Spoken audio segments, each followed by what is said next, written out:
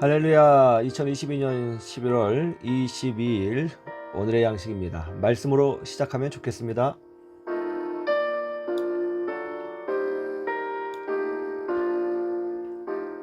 전통적으로 추수감사절이 지나면 성탄 시즌이 됩니다.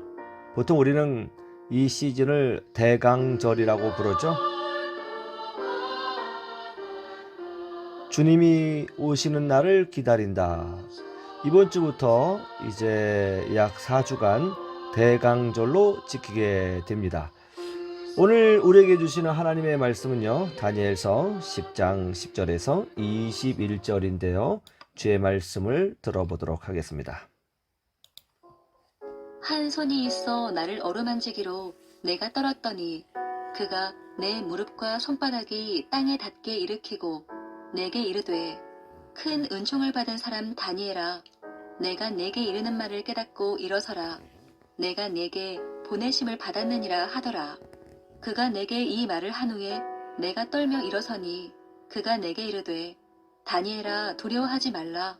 네가 깨달으려 하여 네 하나님 앞에 스스로 겸비하게 하기로 결심하던 첫날부터 네 말이 응답받았으므로 내가 네 말로 말미암아 왔느니라.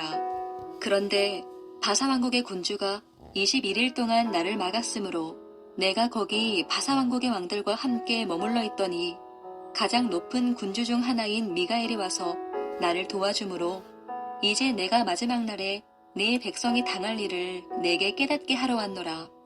이는 이 환상이 오랜 후의 일임이라 하더라.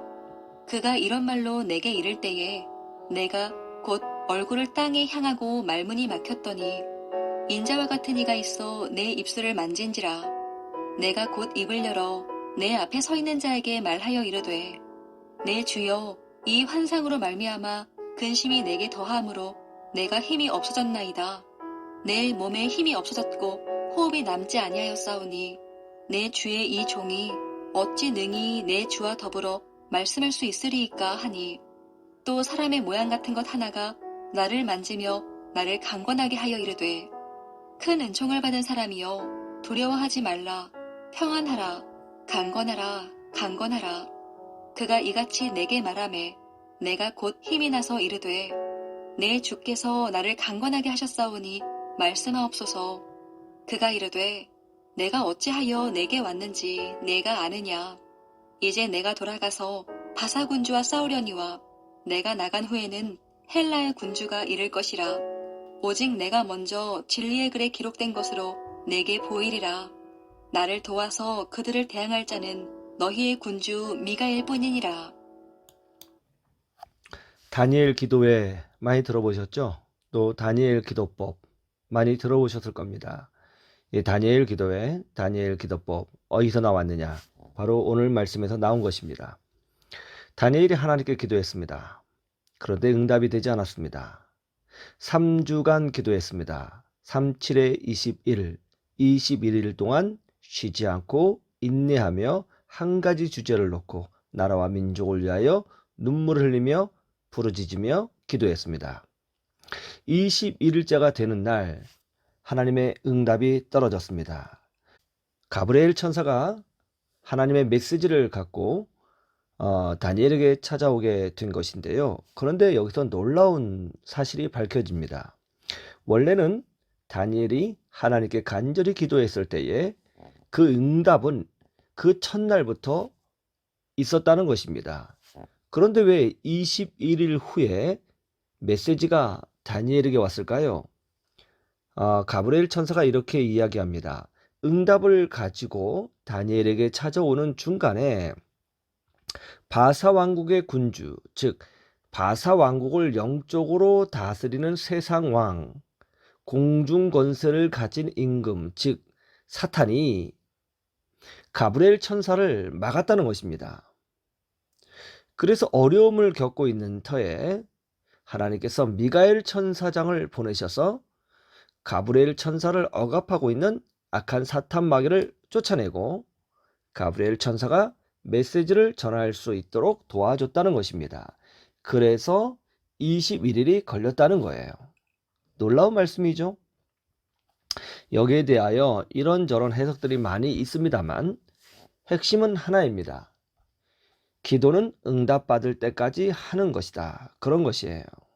기도는 응답받을 때까지 하는 것이다.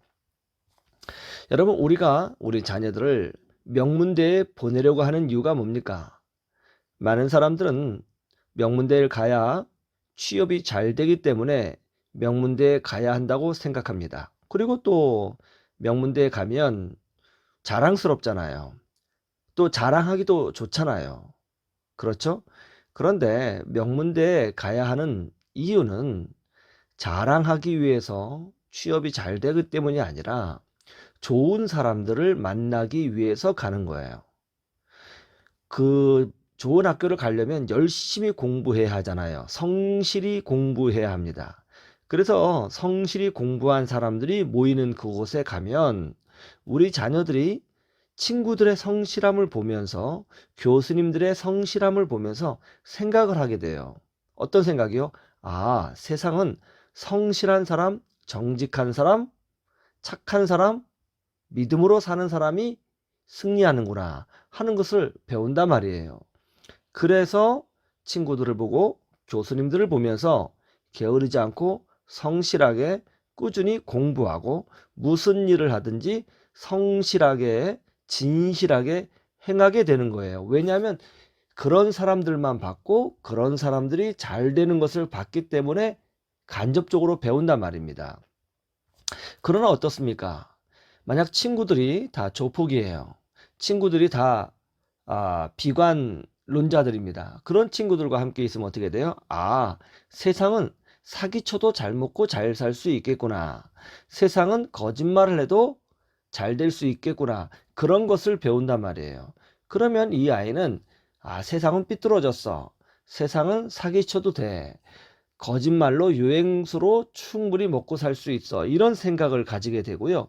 그런 생각에 갇혀서 평생 그런 일을 하게 되는 것입니다. 그래서 우리 자녀들이 누구를 만나느냐가 굉장히 중요한 거예요. 교회도 마찬가지입니다.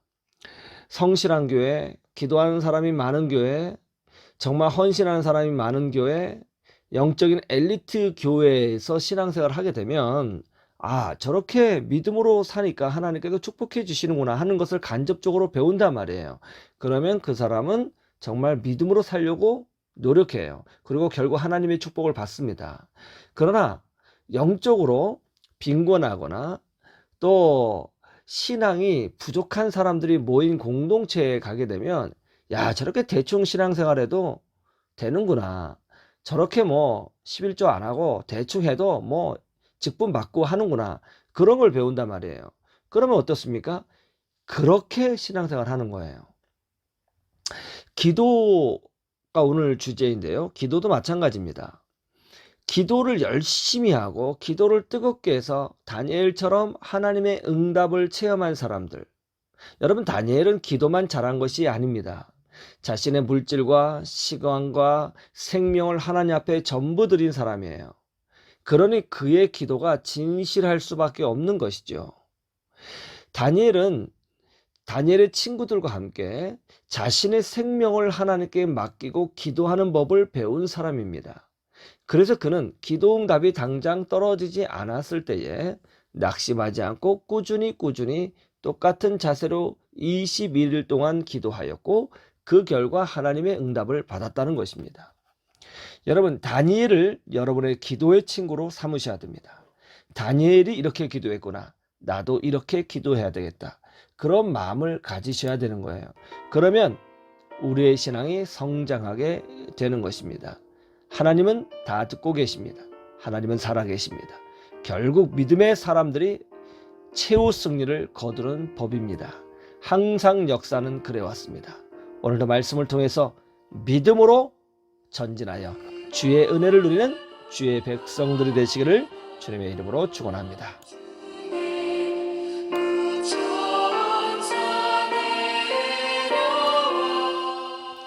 지금까지 삶의 희망을 주는 희망을 노래하는 교회 정기영 목사였습니다.